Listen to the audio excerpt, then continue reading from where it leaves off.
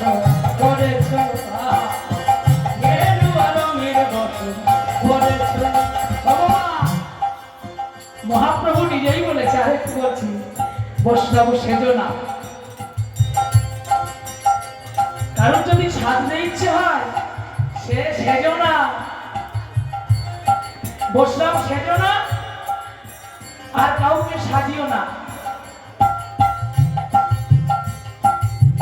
গুরু মিলে লাখে লাখে, শিষ্য মিলে একে, লাখ লাখ গুরু পাওয়া যায় এখন, শিষ্যের মতো শিষ্য একজন, কোটির মধ্যে কোটি।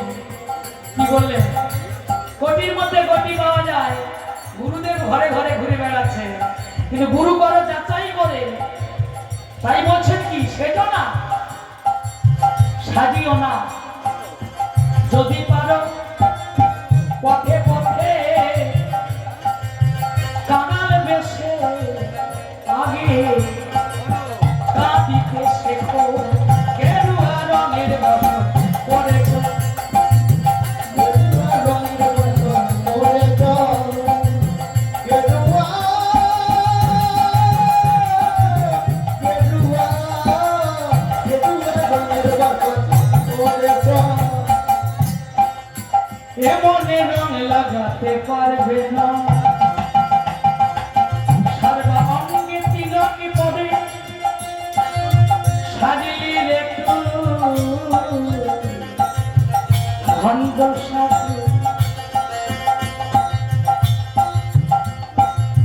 সর্বাঙ্গে তিলক সেবা করে শুধু সাধু সাজলে হবে না, আসলে হতে হবে। আমরা বলি আমি বৈষ্ণব, তিনি বৈষ্ণব, তিনি একজন বৈষ্ণব, তিনি একজন বৈষ্ণবের ছেলে, কিন্তু আমরা গ্রন্থে পেয়েছি 3.5 জন বৈষ্ণব।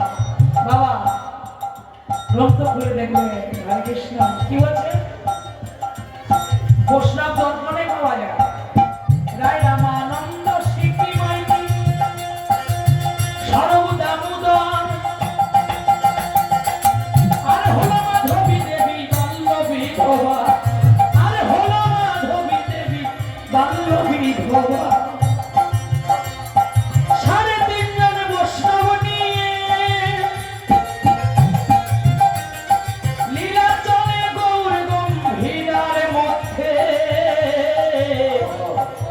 প্রভু আমাদের আস্বাদন করেছে।